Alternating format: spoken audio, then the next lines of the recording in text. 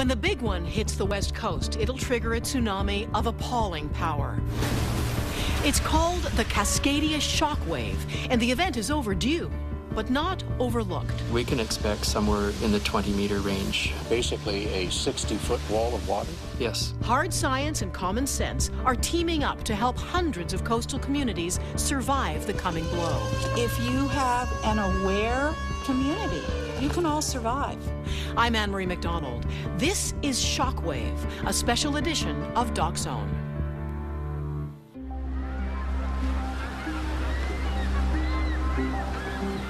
Just another day on the West Coast, where everything looks normal.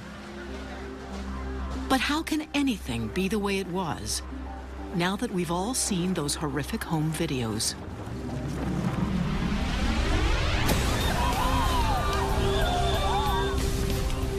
And yet, as deadly and destructive as it was, the Indian Ocean tsunami has opened a door to new science that could help the world survive the next one. And chances are the next one could happen here on the west coast of North America.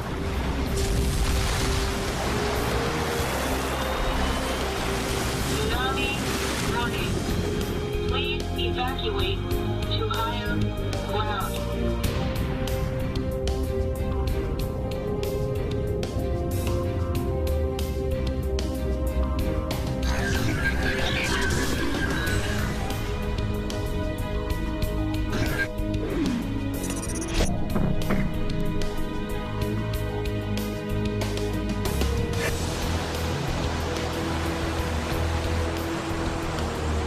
It will be among the world's largest earthquakes.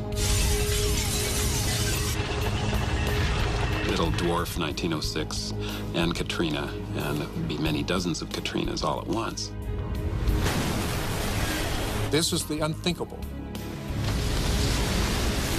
Cascadia subduction zone earthquake and the tsunami that'll come with it will be virtually identical to the one in 2004 in Sumatra. The Sumatra fault is almost identical to another crack in the ocean floor along the west coast of North America. The Cascadia fault is the same length, has produced the same magnitude 9 quakes and the same killer waves. Cascadia will destroy on a geographic scale far larger than any of the famous California earthquakes, covering more ground than 1906 in San Francisco, wrecking more freeways, bridges, and infrastructure than any of the Los Angeles quakes. Because when Cascadia rips loose, 5 cities, from Victoria and Vancouver to Seattle, Portland, and Sacramento, will be hit all at the same time. As a broken slab of sea floor snaps loose, it will lift a mountain of seawater. When that mountain collapses, it generates a series of elliptical waves, a train of tsunamis that will tear across the Pacific for 12 hours. The West Coast, Alaska, Hawaii, Japan, Taiwan, New Zealand, Australia, all will get slammed by Cascadia's waves. A Cascadia earthquake today is going to disrupt that global infrastructure in a way we've never seen anything happen before. Coastal towns from Northern California to Canada will be virtually wiped out, and there'll be significant damage in all the coastal cities along there as well, all at the same time. We are tied to Japan. We are tied to Taiwan. We are tied to the Pacific. And certainly that's true of Vancouver and Seattle. That's the main stuff coming into those ports and harbors. That's the entry point. And Cascadia is going to shut that down.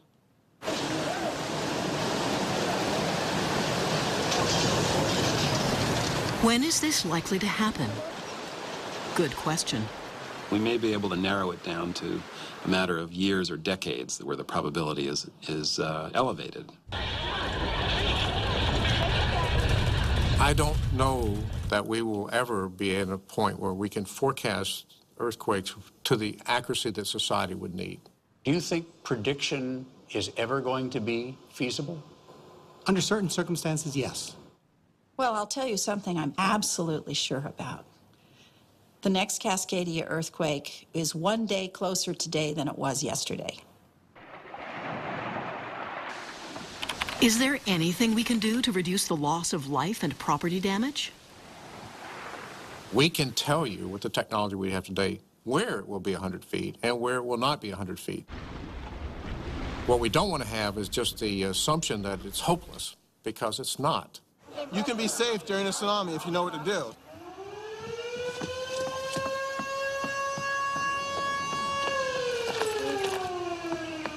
At this time, we're going to call this drill a success and stand down. If we don't start talking about it, if we don't start thinking about it, we're certainly never going to be prepared for it.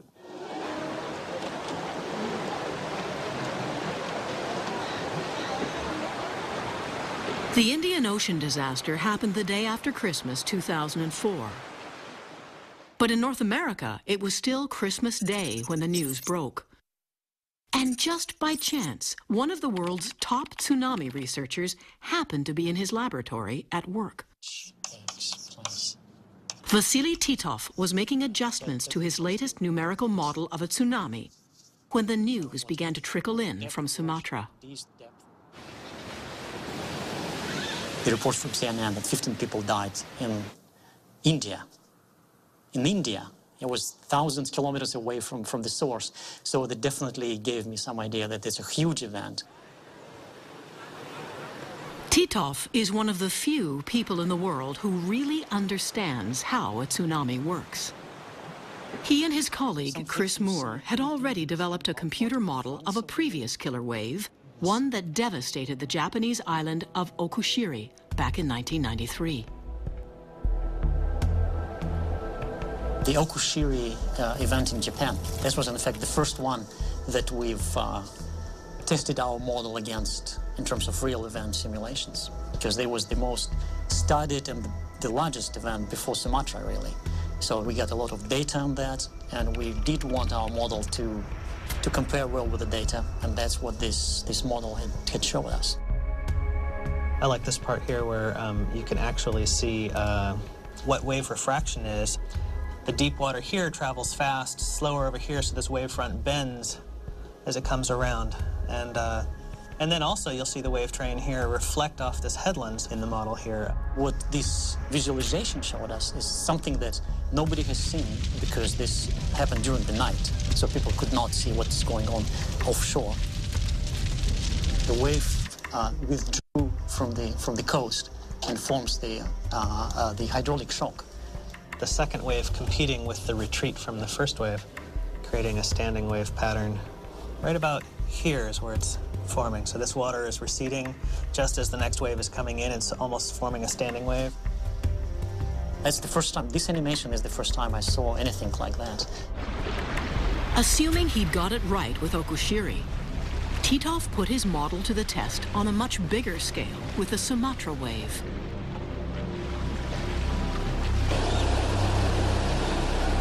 The only data we had available was a tide gauge record on Cocos Island, which is south of the source of Sumatra. It's in the Indian Ocean. And so Vasily was able to take that information and invert it into his models and get a fairly accurate representation of the tsunami. Then a bit of luck. A NASA satellite measured the height of the wave in mid-ocean. The satellite was actually passing over as the tsunami was propagating. And that is exactly the kind of data that we need to verify our model. Vasily's new computer model did amazing things. It showed that the tsunami would bounce off one island and hit the backside of another. So it came to Sri Lanka and hit hard this coastline of Sri Lanka. On the backside, it was protected, it was sort of shielded from the first wave. But then the wave came to Maldives, reflected from here, and then hit the backside of Sri Lanka with much stronger waves. Titoff's model also illustrated how the train of waves would turn corners around continents and eventually hit beaches on the opposite side of the planet. A tsunami generated in the Indian Ocean in Sumatra, half the world around, turned out to be a meter in Brazil. Fortunately, it was at low tide, so it didn't do any damage. The Sumatra wave showed up on tide gauges as far away as Halifax, Nova Scotia. Change of velocity in space, in fact. You know, when you come from this equation, and then you solve it in the computer and then plot your results, and you see, God, this wave looks just exactly like the one that you saw on TV. That's quite amazing. Even though we work in the theory of all this, to actually see that for real was just stunning and horrifying. Scientifically, we have a wealth of new information. I mean, unprecedented information that will guide us and improve everything we do in this whole field. But socially, I think the most important thing that's happened is it's raised the awareness of tsunamis to the whole world. People take tsunamis seriously now. Especially the people who lived through North America's last big tsunami.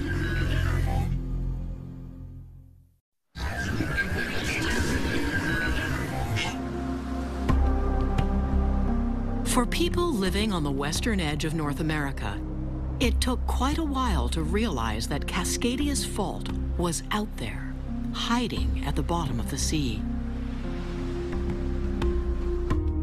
To get a good look at the source of monster earthquakes, you'd have to peel away the Pacific Ocean and focus on the broken slabs of the sea floor. A giant crack in the Earth's crust runs 1,100 kilometers from the middle of Vancouver Island to Cape Mendocino, California, where it connects with the San Andreas Fault. From a range of undersea volcanic mountains, the ocean floor spreads apart, shoving tectonic plates east and west. The eastbound Juan de Fuca plate is forced down or subducted underneath the North American plate.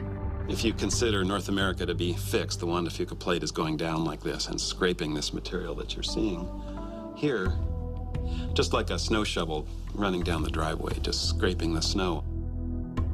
Floating southward along this scraped and folded ocean floor, you can actually see where Cascadia's fault comes closest to shore, in California.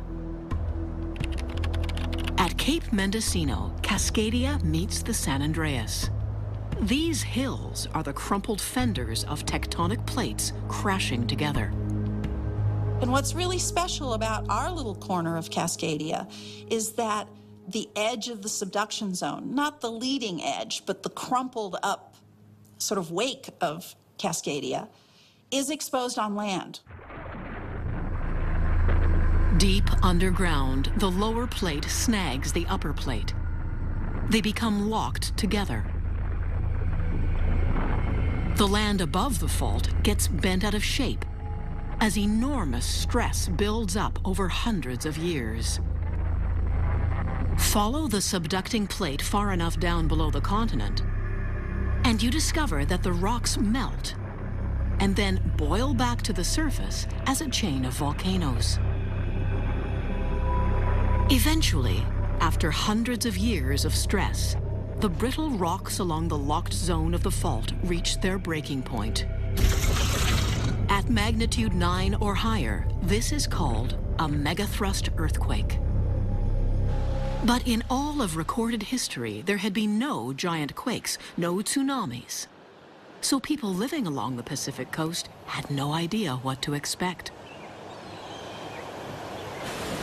All that changed on Good Friday, 1964, when another subduction zone, this time in the Gulf of Alaska, caused a 9.2 earthquake that nearly destroyed the city of Anchorage and several other coastal towns. A small tidal wave hit Port Alberni on the west coast of Vancouver Island, 1,700 miles south of Anchorage. The earthquake in Alaska sent a series of tsunami waves down the west coast. When they scraped the outer edge of Vancouver Island, A wall of water turned into a fjord and, just before midnight, pounded the mill town of Port Alberni like a wrecking ball.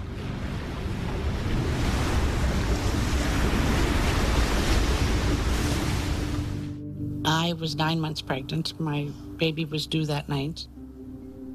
I had 3 other children, one 3.5, one 2, and one 13 months. I got out of bed and stepped into about 6 inches of water. The first wave was a small one, only 5 feet high. We have no idea what this is.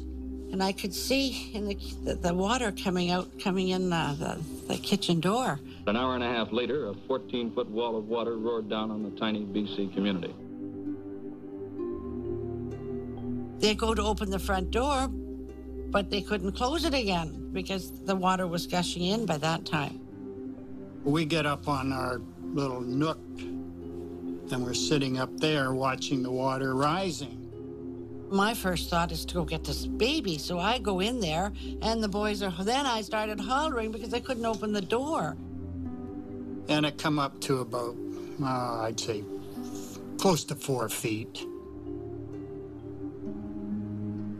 I got a drawer out. I figured I'd float the child around. And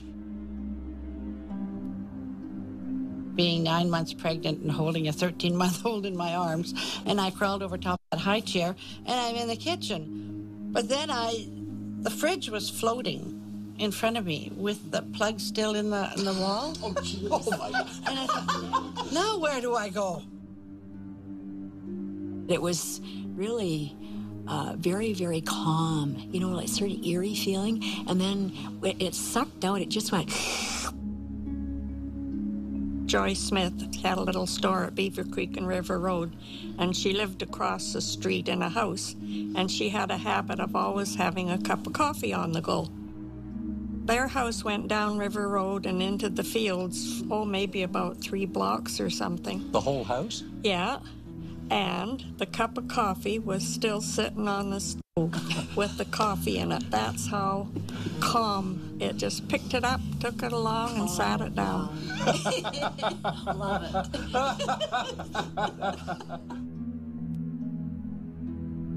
We're very, very thankful that there has been no loss of life, and I don't think even any serious injury, and we have much to be grateful for in that respect. They were not so lucky further south in Crescent City, California. When the same tsunami got down here, it killed nearly a dozen people. Everything was a mess. The streets were loaded with debris, buildings shattered in the streets, and cars on top of each other.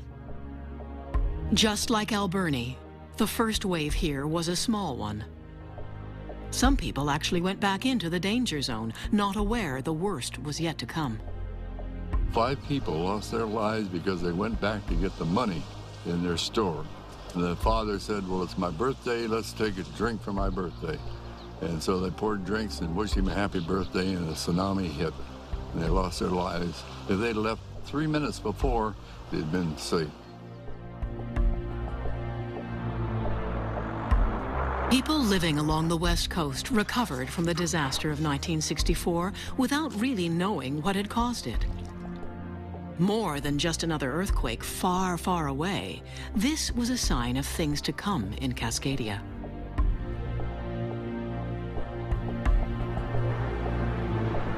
The eruption of Mount St. Helens in 1980 was one of the early indications that Cascadia's subduction zone was just as active as the one in Alaska.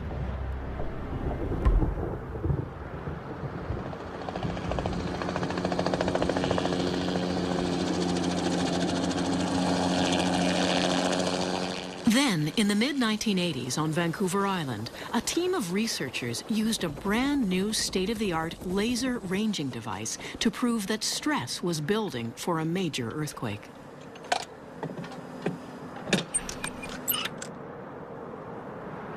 They shot a laser from one mountain to another, bouncing a beam of light off a bank of reflectors, measuring the precise distance apart and the angles between the mountains.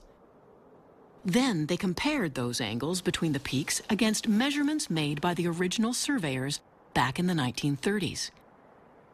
And they confirmed that the triangles from the original survey did not match the new laser survey, which was physical proof the mountain peaks along the outer coast had actually been shoved toward the east by the forces of plate tectonics.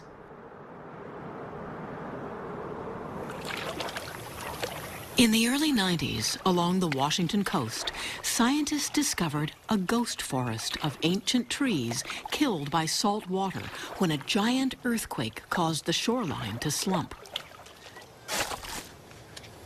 Trenches cut through tide marshes and along riverbanks showed evidence of huge sheets of sand dumped by several large tsunamis. I guess the tipping point, or the thing that convinced most people, was finding evidence, paleoseismic evidence, of these big earthquakes. The fact that you could see a geological deposit that really you could not explain in any other way. How did these happen other than a large earthquake? And there were earthquake and tsunami legends passed down from the elders in native villages along the coast. The stories were an important clue. But there was still no way to say exactly when the last earthquake had occurred, until scientists in Japan discovered similar stories from villages along their coast.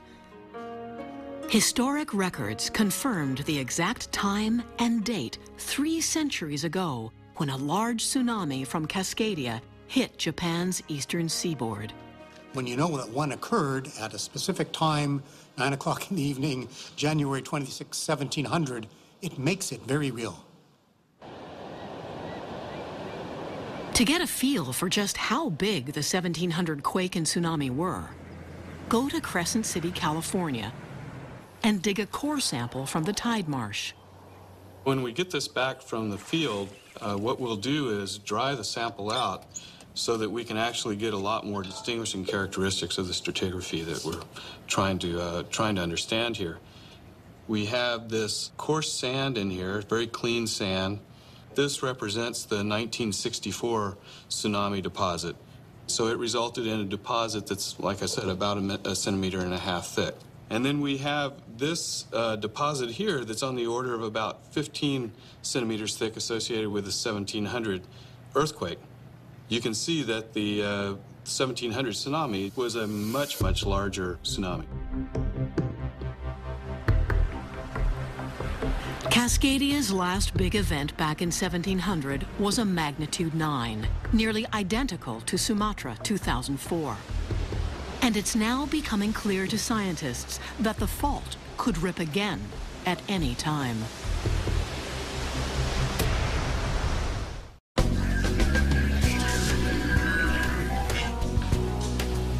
When marine geologist Chris Goldfinger first joined the search for evidence of Cascadia's earthquakes, he had his doubts.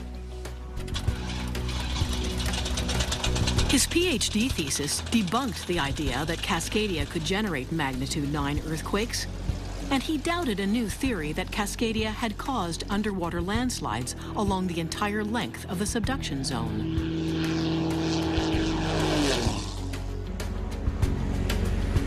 If the landslide story were true, then Cascadia should have left a set of muddy footprints all down the continental shelf after every major earthquake.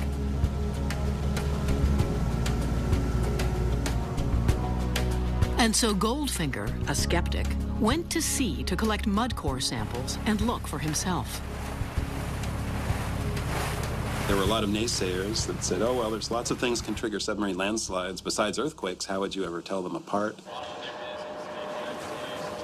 But when the first set of cores came aboard, Goldfinger changed his mind, admitted he was wrong, and published a new paper taking the landslide story to the next level. What we're looking at here is a high-resolution bathymetric map. It's the topography of the subduction zone. And this is the extension of the Columbia River, essentially underwater. When the earthquake happens, this whole system is shaken for several minutes very hard. And so a lot of submarine landslides are launched from the rims of the canyon. If you could find these slides in different spots along the coast, hundreds of kilometers apart, and if you could prove they all happened at the same time, only a megathrust earthquake could have caused it. And that is exactly what Goldfinger and his team did find. They used a simple piston coring device to search for traces of the landslides.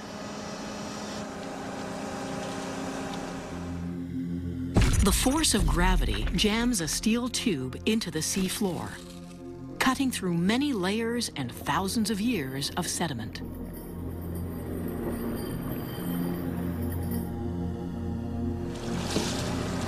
This layering of material is called stratigraphy, and we compare these layers in detail from one place to another, much as the oil industry does to trace oil deposits.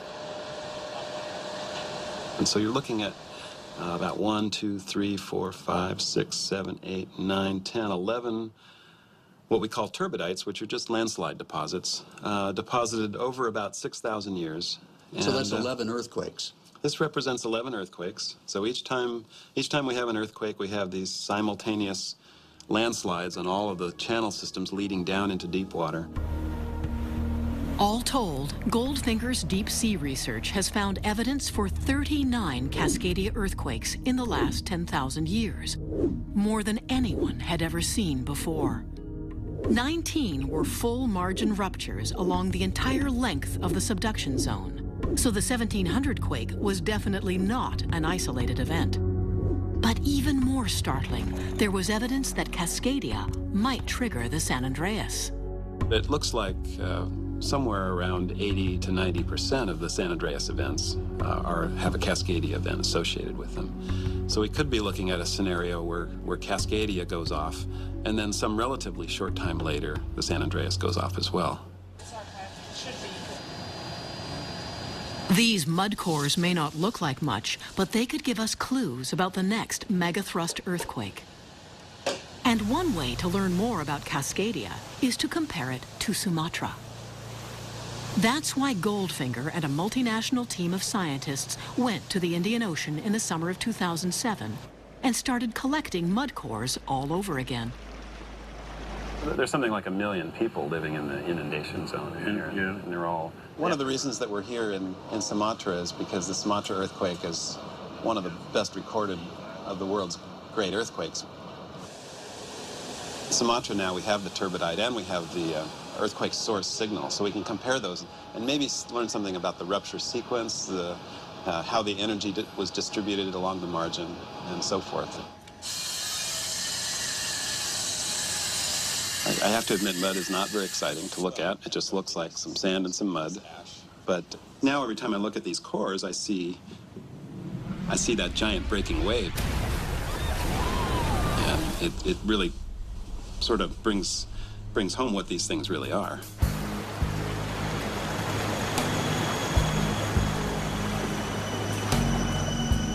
I think everyone's pretty mindful of the reason we're here, and that maybe some of this research might help that in some way. The same thing applies to Cascadia. I live there, and every time I drive to the coast, I see towns that are not long from now going to be underwater from the next tsunami. And I sort of see it with those color glasses on sometimes. It's a little hard to go to the beach and just hang out there and enjoy it.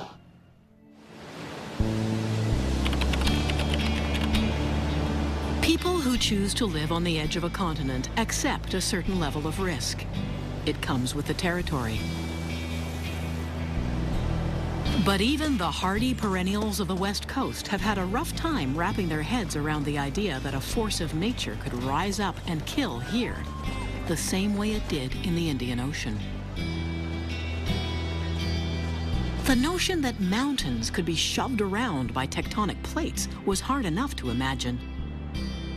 Now we learn that the mountains come unstuck and slip backwards. And every time they do, we get one step closer to the next earthquake.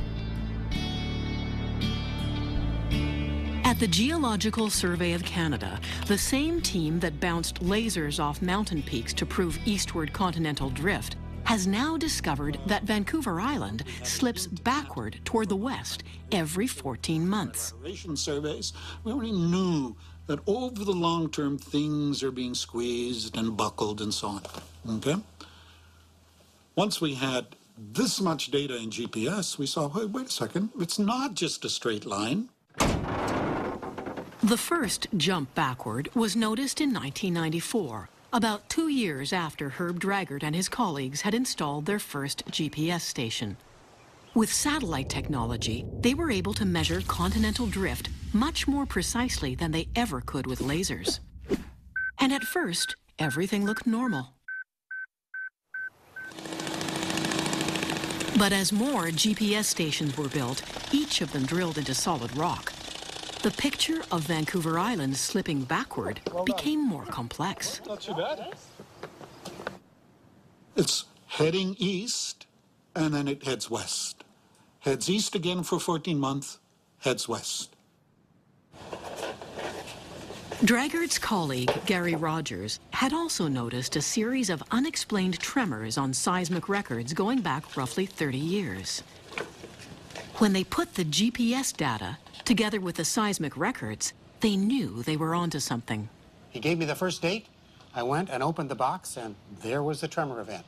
He gave me the next date. I opened the next box, and there was the tremor event. And boy, the hairs just stood up in the backs of our necks, right, Herb? Oh, yeah. Draggart and Rogers had discovered an important clue about what happens just before a subduction earthquake. As the lower plate drags the upper plate toward the east, the land along the beach gets squeezed and bent out of shape. But lower down, where the rocks are about to melt, the two plates come unstuck temporarily. There's a tremor, like a slow, silent earthquake. And because it takes 10 days instead of 30 seconds, it's almost undetectable in the white noise of a seismogram. Each time it happens, the upper plate slips backward just a tiny bit as another notch of stress gets added to the fault. It's called episodic tremor and slip, or ETS, because it happens every 14 months. And one of these times, that tremor could trigger an earthquake. So all of a sudden now we've got a time element in terms of adding stress. Why is that important, well, the time element? It's important because this may lead to perhaps earthquake prediction. Or who knows? But we never really thought we had a time element before. And now we know we do. The ETS events, the way we think of them now, are essentially ratcheting up the stress on the Cascadia subduction zone. They're like a ratchet wrench, just going one more click toward the next earthquake.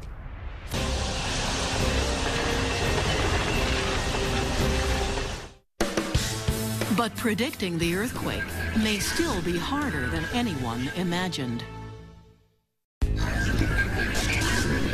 Predicting an earthquake on the Cascadia subduction zone seems like it ought to be doable, especially now that we know the fault slips with amazing regularity.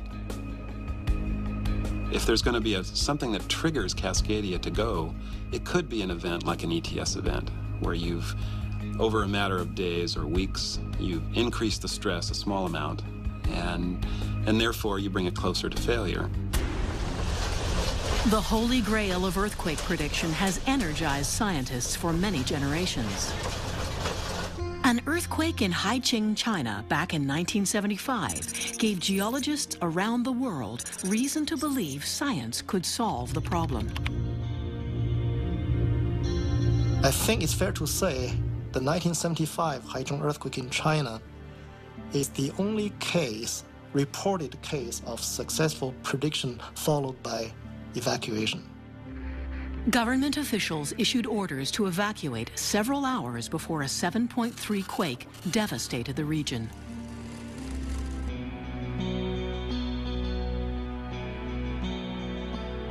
And that's a very interesting earthquake.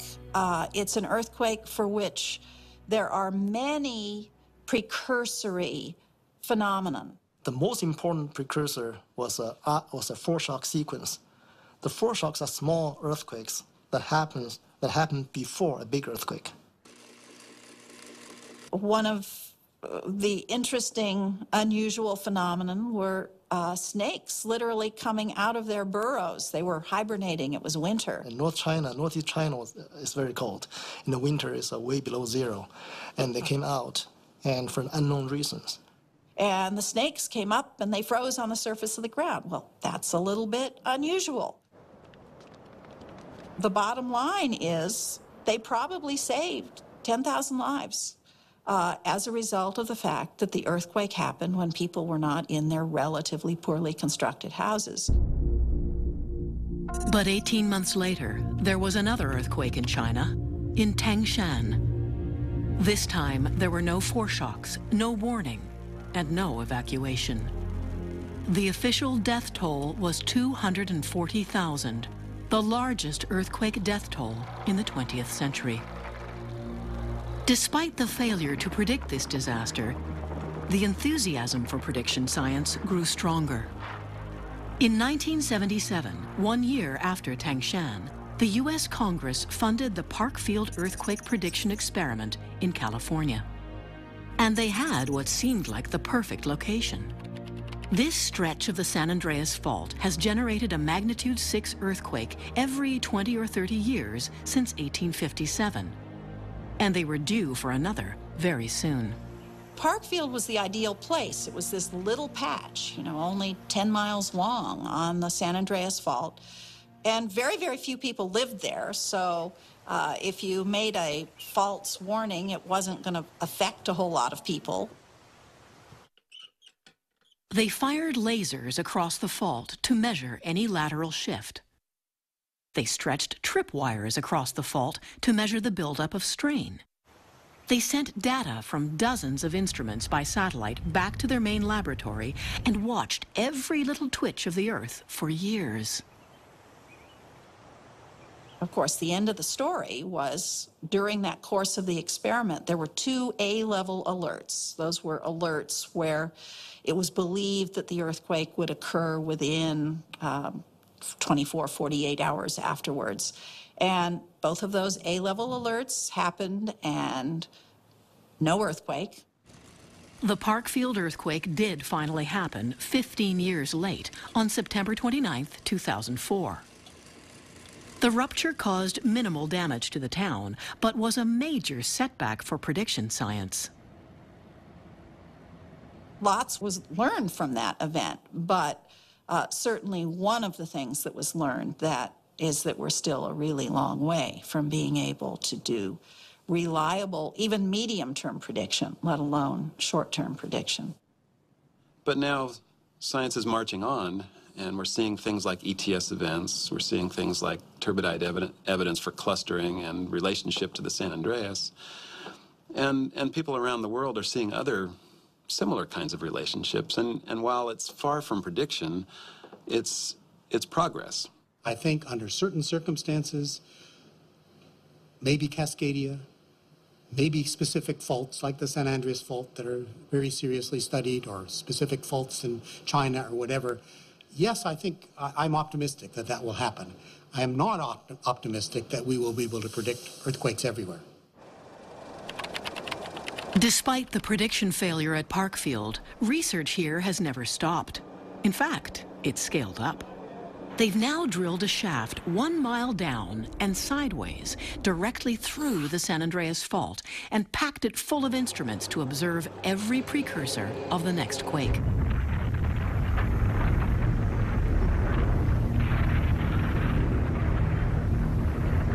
Maybe that we never get to the you're going to have an earthquake next Thursday sort of scenario, but I think it's entirely possible that we'll get to a point where we can say sometime in the next decade, we're highly likely to have something happen.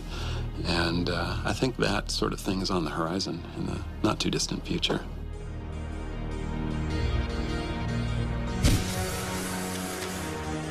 But think about any large city in the danger zone and ask yourself this question. What would happen if scientists did issue an earthquake prediction? Let's play out a hypothetical scenario. Let's say that at 5 o'clock this afternoon, you turn on your TV and the news comes up and says, 2 weeks from now, you're going to have a magnitude 8 earthquake. What would you do? It may cause more disturbance to life than to save lives, right? If you predict something that didn't happen, and you shut down factories and people moved away and nothing happened. Right, so it's a complicated issue. It's both scientific and social. There's a lesson of Haicheng, though, that people don't really talk about. If those people had lived in houses that were built to withstand earthquake shaking, they would not have needed to evacuate. They would have been fine in their houses.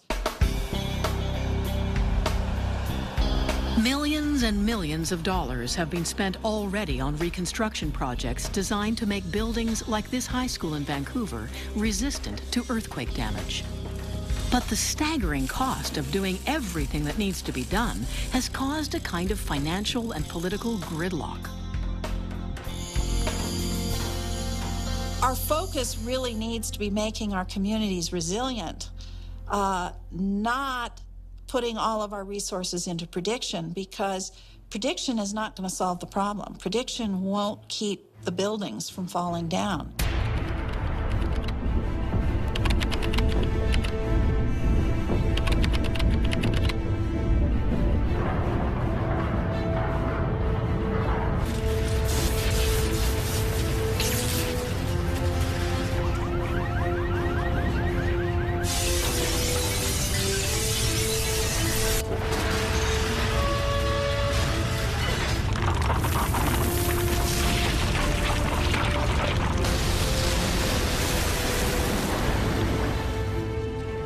Surviving the earthquake is only the first challenge.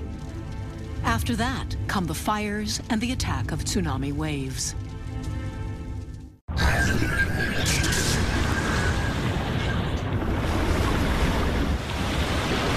We have this tendency to focus. Today we focus on the tsunami, tomorrow we focus on the earthquake. We have a really hard time putting the earthquake and the tsunami together. Like Sumatra, you could say 5 minutes of intense shaking followed by 12 hours of tsunami attack. The hardest part is for people to make the switch from some undifferentiated anxiety about this tsunami thing to actually understanding there's only a very few things that you need to know about being prepared for tsunamis. When the next tsunami from the Cascadia subduction zone hits the west coast of North America, one of the first American towns to feel the impact will be Seaside, Oregon. From the moment of the earthquake, a person standing at the Lewis and Clark statue on the promenade would have roughly 15 minutes, maybe 20, to outrun the first wave.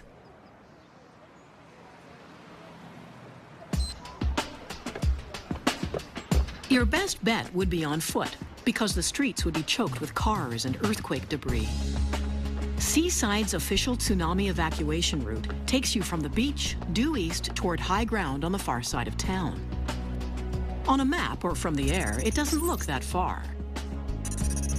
But you'd have to cross a lot of low, flat land, the entire downtown core of Seaside, to get 50 feet above sea level. You'd have to outrun the main wave that would chase you downhill on Broadway and hope to cross this bridge before another fist of seawater punches up the Nicanatum River.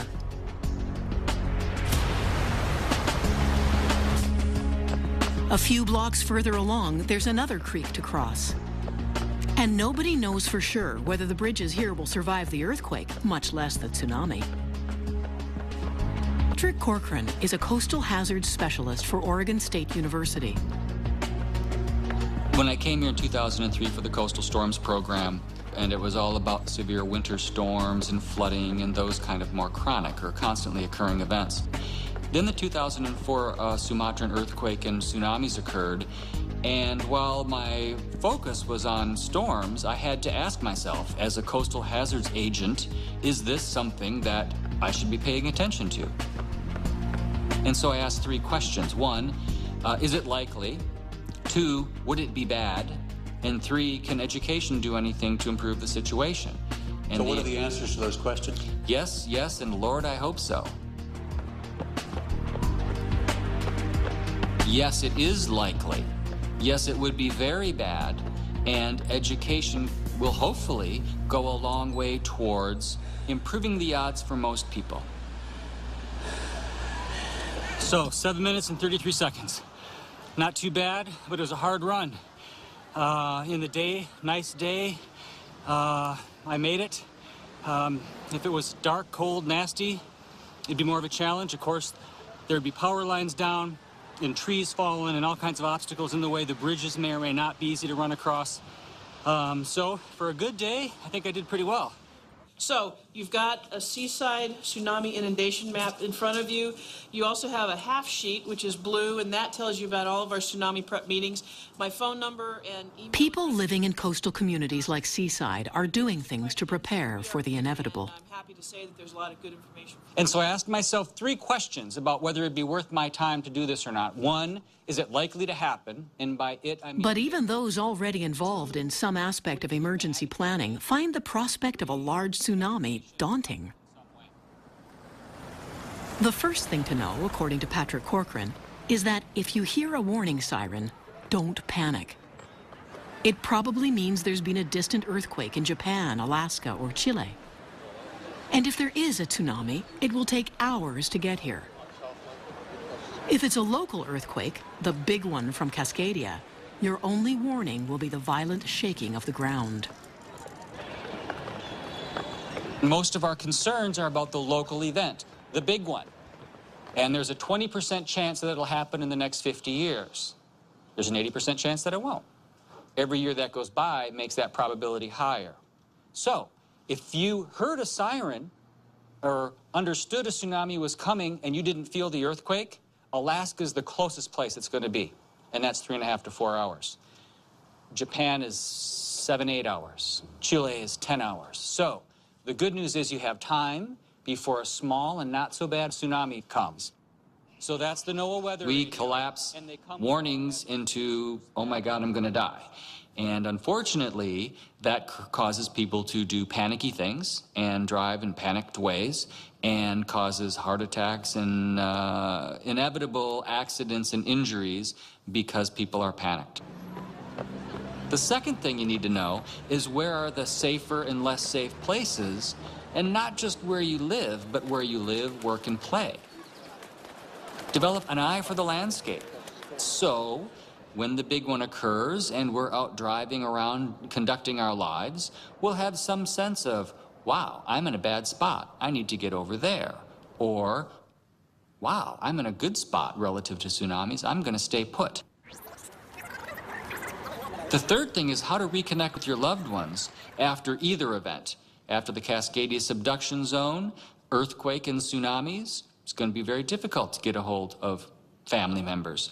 There will be no phones. You will not be driving anywhere. Bridges will be unpassable. It may be days or weeks that you reconnect sort of by phone. So maybe there are some things that you talk about with your family about if we are separated in an event like this, what do we do? Talk amongst yourselves and ask what you would do and why. Yeah. Actually, the important thing about the plans is the planning. It's sitting around the kitchen table with your family and thinking through some scenarios. If this happens, what would you do? Well, what if you're at school? What if you're at work? And if you couldn't turn left, you could go right. As the reality of a magnitude 9 earthquake starts to sink in, the need for people to learn how to take care of themselves in an emergency becomes painfully clear. Where the fire station is, it was built in 1989, before the earthquake standards of today. The trucks usually spend about 23 out of every 24 hours in the barn, so the chances are that they're going to be inside the fire station. The roof is going to come down on the trucks. 20 minutes later, they're going to be under several feet of seawater. Yes? So, because that is, we get that question, what are you guys going to do? And the answer is nothing. And it's really hard to get that point across. Again, what are they going to do? If right now, if your house is on fire, you expect the fire department to come and put out the fire. In the scenario of the big one, everybody's house is on fire at the same time. Bottom line, when the big one hits, you're on your own. Doc Zone returns now with Shockwave. All along the western edge of North America, small, isolated communities face a similar level of risk and uncertainty. On Vancouver Island, the village of Ucluelet will be one of the first points of contact when Cascadia's wave hits the shore. The tsunami will make landfall roughly 20, maybe 30 minutes after the earthquake. Will people in the Pacific Rim National Park be able to outrun the waves to a safe spot on higher ground?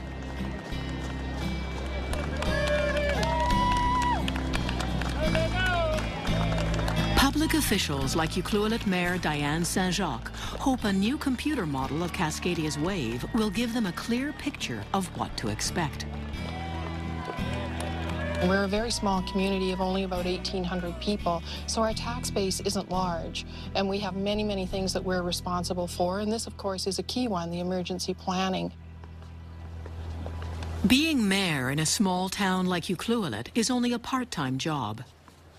Diane Saint-Jacques and her husband Dan, a retired logger, also run a bed and breakfast in picture-perfect Fletcher's Cove at the upper end of the harbor. And the thing is, they don't know for sure whether their own home is safe from Cascadia's wave.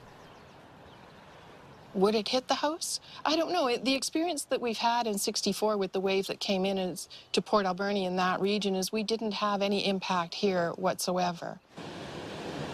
Maybe Cascadia's wave won't be so bad when it hits Ucluelet. Local fishermen have known for years about a deep canyon offshore that could possibly break the force of an incoming tsunami.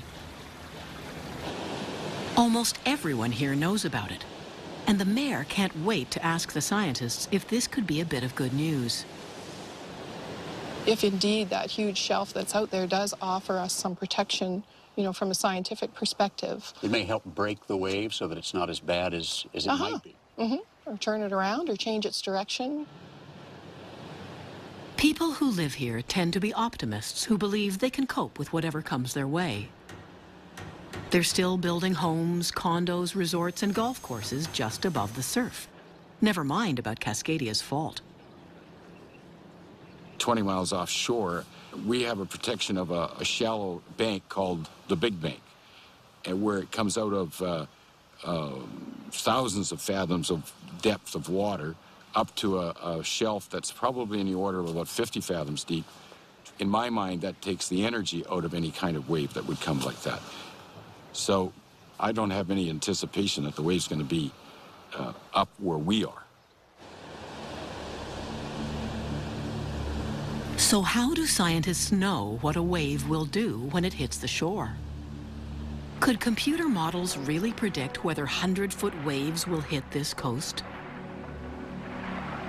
It may not be 100 feet everywhere, but it may be 100 feet in certain areas. And we can tell you with the technology we have today where it will be 100 feet and where it will not be 100 feet. That's just as important to know where it's safe to go as it is to understand where the dangerous spots are. To create an accurate computer model of what a tsunami will do, you have to know the lay of the land at the bottom of the sea. Since Sumatra, hydrographic survey ships from the United States and Canada have been generating new maps of the ocean floor all the way down the west coast. Using side scan and multi-beam sonar equipment, they bounce sound waves off the bottom and then translate the data into 3D digital terrain maps. Tsunami modelers then create a digital tsunami and run it across this seafloor grid to see what happens. In places like Crescent City, California, scientists already know from past experience how a wave behaves when it hits the rocks here. What may seem a little odd is that the '64 tsunami actually sweeps around and comes into Crescent City from that direction. It comes in from the south. It's swept around by the combination of the local bathymetry, the depth of the water, and the shape of the land that causes the tsunami to actually swing around and come in from the south. Crescent City, California is by far the most impacted of all locations along our coastline. No matter where the tsunami originates, it will come to Crescent City and be bigger. We always know that. At NOAA's Pacific Marine Environmental Laboratory, they took Crescent City's bathymetry and pushed tsunami modeling to the next stage. On November 15th, 2006, Kuril Island earthquake generated a large tsunami. It propagated all the way across the Pacific Ocean and started oscillating in Crescent City, California harbor. They saw the water boiling in through the harbor entrance over here, and that was the clue that told us something even worse was about to happen. There were 10 waves, and the model picked this up and actually replicated. Before the tsunami arrived in Crescent City, it had predicted number 9 wave would be the biggest, and guess what? Number 9 wave was the biggest. In 40 years on the ocean, I've never seen that kind of a situation before. It was like trying to drive the boat in a washing machine. You just turn the boat sideways, spinning it around. Awesome power of the water. We stood there and watched as the water came in, and the water came in so fast on that larger wave that it actually went over the top of the concrete docks. It broke up the docks and scattered boats all over the harbor, and there was several sailboats sitting up on the dock from just the force of the wave.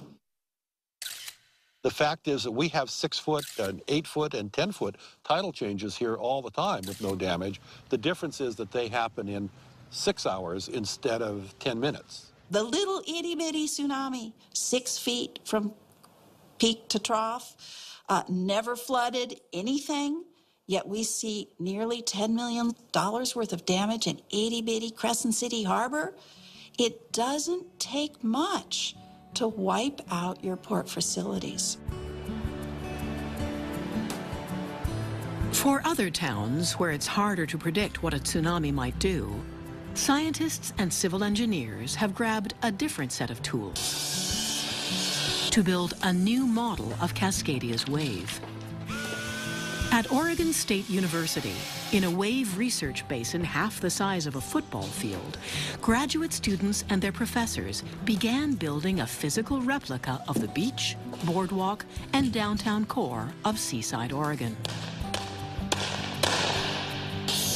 They intend to use this wave tank model to test the accuracy of a computer model of the Cascadia tsunami. What the wave tank can do is it can show you in just a matter of seconds a great deal about what really is going to happen. And then trying to put that in a computer is very difficult. It's very, the flow over the land and around through a forest and around buildings, all these things is very, very complicated. But with very few large-scale wave tanks available and a long list of coastal communities anxious to know what Cascadia might do to them, the reality is that most will be forced to rely on computer simulations instead. The computer model for Ucluelet on Vancouver Island was the first detailed wave simulation for a Canadian town.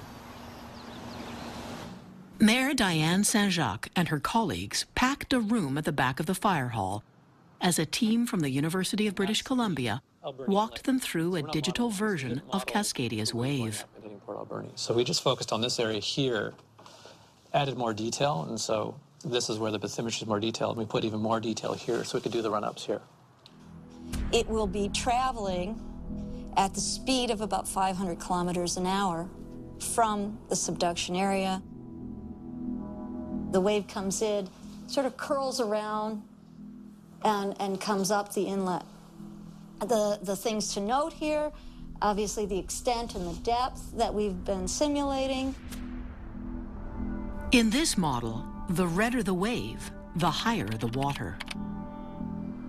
The coastal side, a number like 20 meters might be the number to use based upon the run-ups that we're getting. As you get around here along into this side, the wave is now a different physics, coming in more as a flood than as a bore. And so in here, 15 meters would seem to make sense. Because your highest vulnerability of people is right in here, because they're right down by the water, right? There's all the boats, all the tourists tying up in the summertime, all those concentrations, your hotels. We are pretty much inundating an area up to Bay Street. Here, is there a zone here to go to instead of crossing this zone, or if they time it wrong, they'd be crossing the land right when the wave is possibly overtopping. Now, this is the 60%. But what the mayor really wants to know is whether that canyon and cliff offshore will break Cascadia's wave. And that type of thing. And it was mentioned to the council of the day at the time that there was a significant cliff-type scenario offshore of Ucluelet that would make a difference in a tsunami, and I just wonder if that's been taken into account. It's part of the bathymetry that's been included in the model that we've been working on. Right. So it is kind of integrated into the model already. Before we ran the models, we thought, well, what is this canyon going to do to the wave? Because it deepens again, so would it slow it down? Would it reduce its energy? And running through the model, it did not substantially reduce the wave, so. Not the answer folks here in Ucluelet were hoping to hear. But Ucluelet is built on hilly ground, so there are a number of safe places for people to go that would be higher than Cascadia's wave. That is, at least, some good news.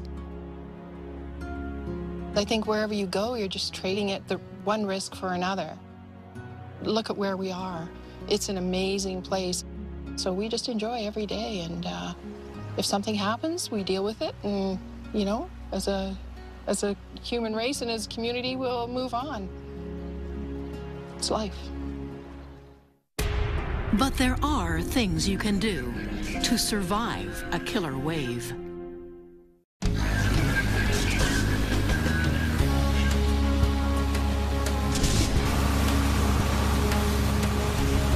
Not every town in harm's way has a computer model to map the inundation zone. Port Alberni, British Columbia, for example, sits at the head of a fjord. Waves arriving from the open Pacific tend to get amplified as they reach the heart of Vancouver Island. This town was hit hard by the Alaska tsunami in 1964. And it will be hit even harder when Cascadia's fault eventually ruptures. Port Alberni is the classic position. It's just at the right angle so that all the energy is funneled into Port Alberni, and it usually gets large tsunami, no matter where it comes from. It's just tuned to the tsunami frequencies. Trouble is, a shortage of government funding means the sea floor of the Alberni Inlet has not been mapped yet. And without a detailed grid of the bottom of this fjord, an accurate computer model of the city's inundation zone is not possible. But rather than wait for science funding to catch up, Port Alberni's emergency planners decided to take matters into their own hands. They've mapped their own inundation zone using a red marker and a standard topographical map. Well, the best advice that we've received so far from the scientists is because of the funneling effect in the Alberni Inlet, that we can expect somewhere in the 20-meter range of inundation. So that's 20 meters high, not 20 meters in, but 20 meters up. That means basically a 60-foot wall of water? Yes. There's a large residential area through here. Some of them are larger properties, but there's a band of residences along the riverside here and then down through this area here. Tracing the 20-meter contour all the way around the harbor, they discovered that much of the downtown business district, the mills and many residential neighborhoods, will be swamped by Cascadia's wave. And yet, when City Hall made the decision to install tsunami warning signs, some people protested, thinking it would be bad for business. Even Mayor Ken McCrae was against the signs at first, but then he called other mayors in Washington and Oregon who had already faced the tsunami sign controversy. In fact, it was his dad who got us involved. I completely changed my mind after talking to them. It's not really a problem. It's not the end of the world. No, no. Doesn't ruin the economy. No. For the greater public good, nearly every town along the West Coast has had to post the same kind of warning, and the controversy has always passed. What would you say? On a wet and wind-blown summer evening in Seaside, Oregon, people gathered in a home only a stone's throw from the beach to discuss the unthinkable and to make a neighborhood survival plan. That I heard recently was very good. You should have a pair of sturdy shoes, closed-toed sturdy shoes, gloves, preferably leather, and a hard hat under your bed at all times. This is just kind of like a general list of what you should have in any emergency supply kit, but you could totally tailor it to what your needs are. Hygiene packs, first aid kit. This is a water bag. a tarp, space blankets, purified drinking water, food. You could throw granola bars, peanut butter, tuna fish, evaporated milk, all sorts of stuff. This is just what the kit comes with. Back in Ucluelet, meantime, a salmon barbecue kicks off the annual summer festival known as Yuki Days. And City Administrator Jeff Lyons is hoping Patrick Corcoran from Oregon State can help answer questions from the public when maps of the new computer model inundation zone are released tomorrow. But at the same time, here's a great opportunity to say, these are the latest inundation maps. You should be able to look at it. It shows everybody's street, so you can pinpoint, I live there, do I need to worry, or do I need to say, look out for the stampede from below type of thing. So. And I like to remind people it's where you live, work, and play, because these are unpredictable. I mean, it's musical chairs. When the music stops, wherever you are, you need to know, am I low, am I high enough? So Ucluelet is blessed with vertical terrain, lots of places to run when the tsunami hits. Other towns on flatter ground are not so lucky. Back at Oregon State University, the physical model of the town of Seaside is almost complete. Harry Yeh, a professor of civil engineering, is doing research on what kinds of buildings would survive a tsunami. And Patrick Corcoran is wondering whether trying to outrun a wave to reach higher ground really makes sense. And it took off running down, you know, kind of like this.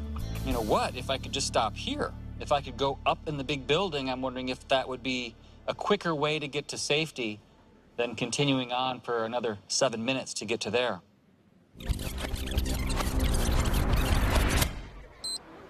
So Corcoran re-ran the escape route.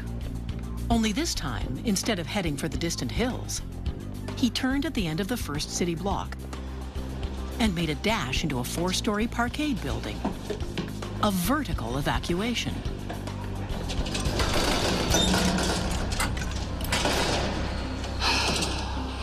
Well, vertical evacuation was a good idea. It just didn't quite work.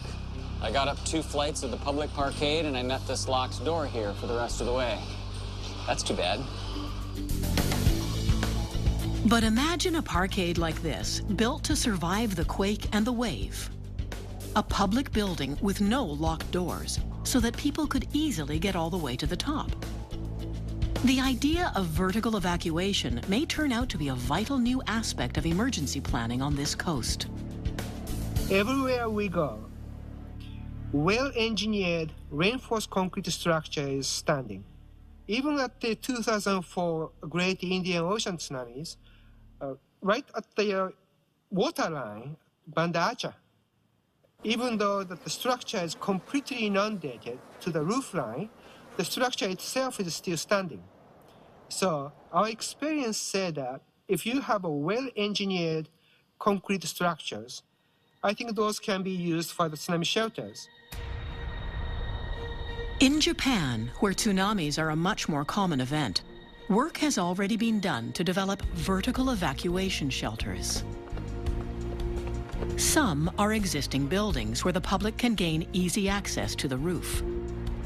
Others, like the Nishiki Tower in the town of Taiki, are custom-built to survive the effects of the earthquake, but are also hydrodynamically designed to withstand the forces of fast-moving water. Its unusual look, sort of like a lighthouse in the middle of town, causes people to ask questions.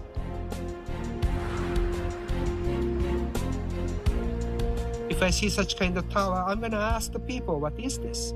So everybody will know that's tsunami shelters. So I think this is a very important component. There are no tsunami shelters like this in North America yet.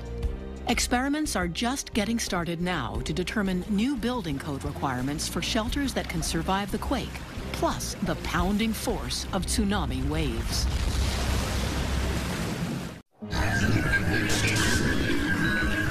At Oregon State University, Laboratory Director Dan Cox leads a group of guests and visiting scientists into the tsunami basin for a running of Cascadia's wave.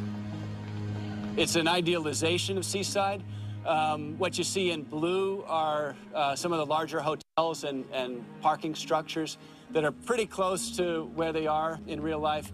The red are idealized commercial structures, so the shops that are selling the T-shirts and food, that type of stuff.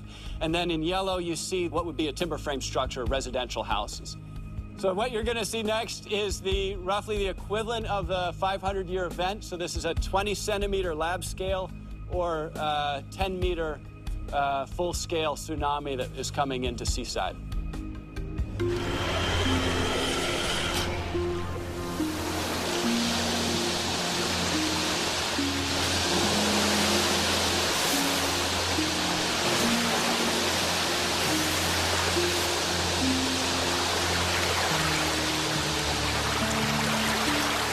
So hopefully with this type of project, you can get a good sense of the scale, what that would mean if you were on the waterfront. The one thing that you notice, though, is a lot of... In a parallel experiment, Patrick Lynette of Texas A&M University has created a computer model that tries to reproduce exactly what's happening in the wave tank. If the wave tank and the computer model come out the same, then they can use the computer to predict what may happen in other towns where they can't afford to build a physical model like this. What we are looking at here is momentum flux, which is a very good measure for the potential force of fluid for the tsunami as it comes in and it inundates Seaside. Getting it right. All the tiny details of water moving over dry ground cluttered with buildings and lumpy terrain will push the limits of what a computer model can do. The best computer models now are working hard at quantifying the flow around one or two objects, a cylinder, a bridge piling, something like that, a relatively simple case, just because the computational time is enormous. If you look at this little building right here, so let me pause. What actually happens is you get a wake off of this building. It bounces off the side of this building, and additionally you get a large wake off of this building. And those two line up and just pound this tiny little building. And so what you'll see if you look at it, you'll see that dash of red shoot here and then bounce and then just eyeball right on this building. And it would be extremely damaging.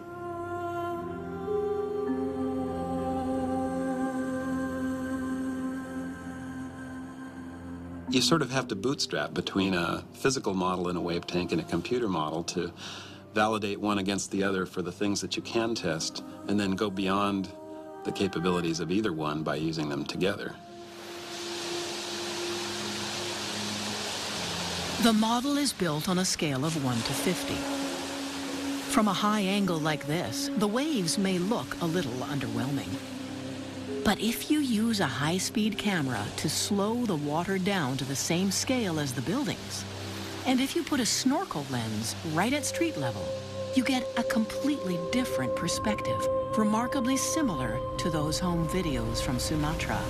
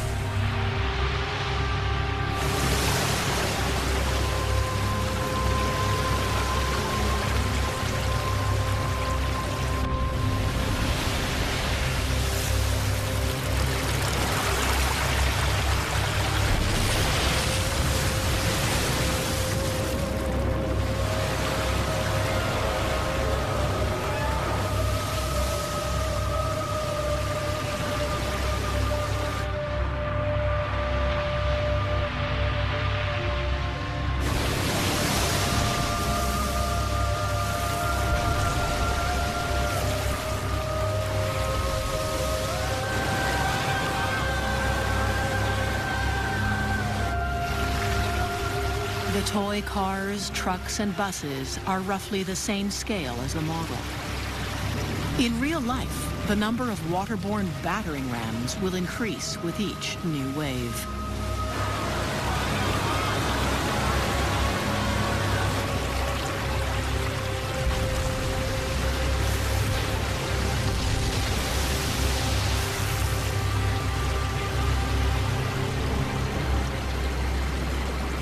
It's very sobering. It was actually a shock. It took me more by surprise than I thought it would, to watch the water roll through between those buildings and cascade over the buildings. So, it was very eye-opening, even though I've been dealing with it for a number of years. I think it was fascinating to see how it would react on seaside. Now, I think the nice thing about Ucluelet is we have some elevation to our community, so we have a better escape route and safety areas. But it was incredible to see the impact and to recognize just how inundative it can be. If we could communicate that intensity to everyone, we might have a better chance at being prepared in these emergencies. Hopefully we will be able to use that videotape or the simulations to maybe wake up some folks in the local area, show them, give them an idea of maybe really what to expect.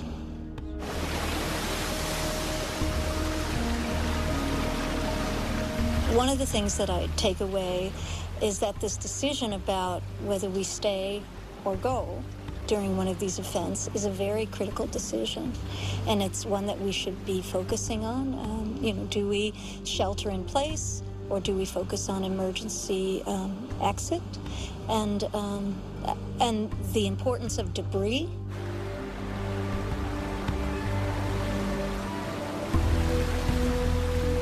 Vehicles and so on floating in water, hitting buildings, hitting structures that may be providing safety.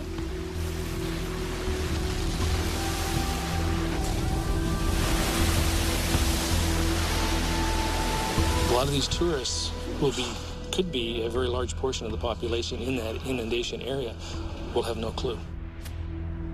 If you suddenly felt the ground moving right now and you knew it was a big earthquake, what would you do? I don't know, ask somebody else what we should do. I think that I would be lucky that there wouldn't be an earthquake just when I am here. I would head inland. I would run for higher ground and take my baby as high as I could get him. I don't know where I'd run to because there's a lot of lowland around here. I don't even know how it would affect you, how much in danger you would be. I'd probably steal a car and hit higher ground. Probably try to get to my vehicle to get out of here. I'd try to save you guys, but it didn't work out. I'd probably follow Tim. Some local residents recall quite vividly the day when Seaside had its first tsunami false alarm. It was an actual warning. Wow. People were headed up to the top. You couldn't get anywhere. You'd be better off running up that hill than driving your car. You'd be better off abandoning your car and just walking. There was so much traffic that nobody could go anywhere. It wouldn't have mattered if anything came. It was backed up on every street, everywhere. Nobody could go anywhere. Better just get a boat. Just sit in your boat. Serious. I would swim.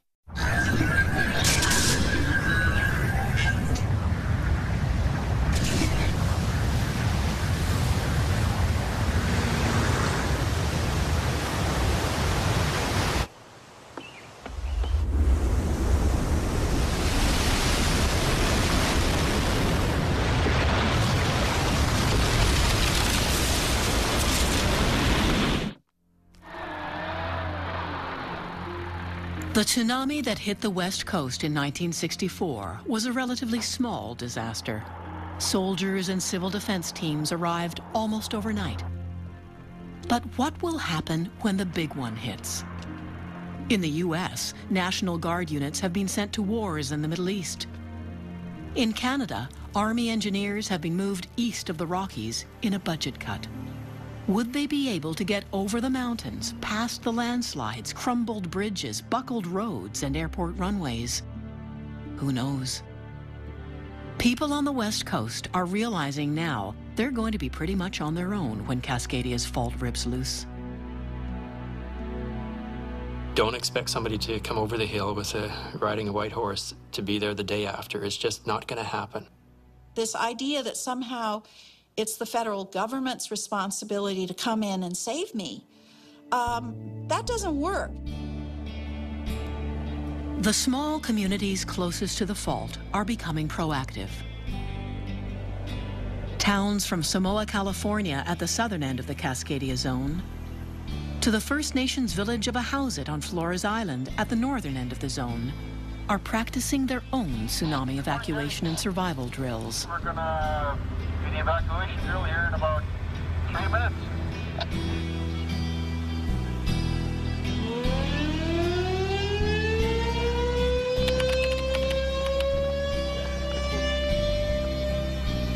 Head out towards the ranch too as well.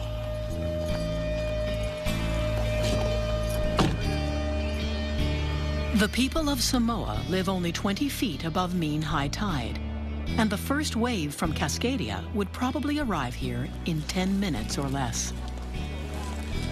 I believe everybody got here in less than 10 minutes, maybe a couple stragglers at 11 minutes. I want to congratulate you all and let you know that you're alive and safe, all right? So, good job.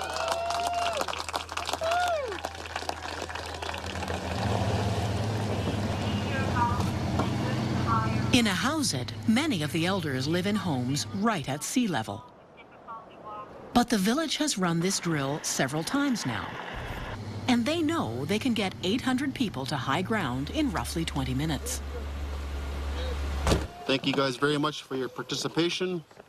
At this time, we're going to call this drill a success and stand down. Back your own.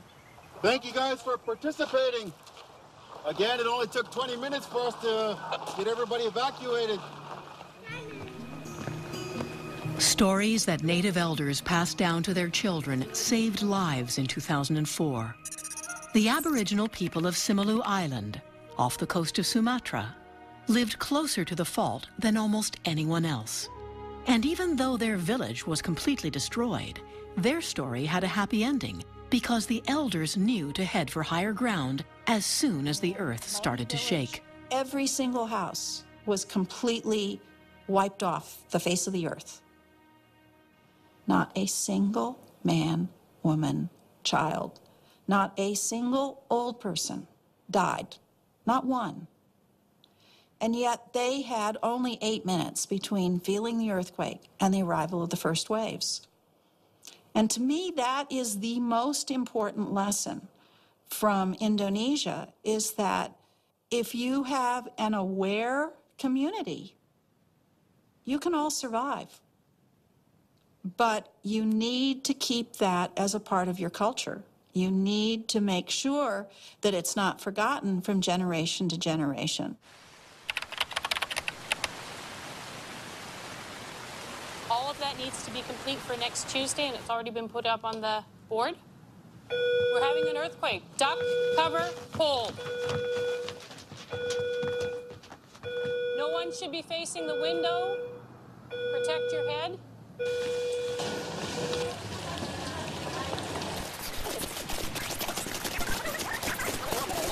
District Command, this is Douglas Elementary. I hear you. Lining up behind Alana, facing forward. The school building here may collapse because it has not been reinforced, but at least the teachers and students will have done their part. Some broken glass, They have practiced, and they will know what to do when the time comes. all students are accounted for. This concludes our test here, then. Over. Thank you, Douglas. Over and out. Getting young people engaged using high-tech survival drills may be another way to drag adults and politicians up to speed.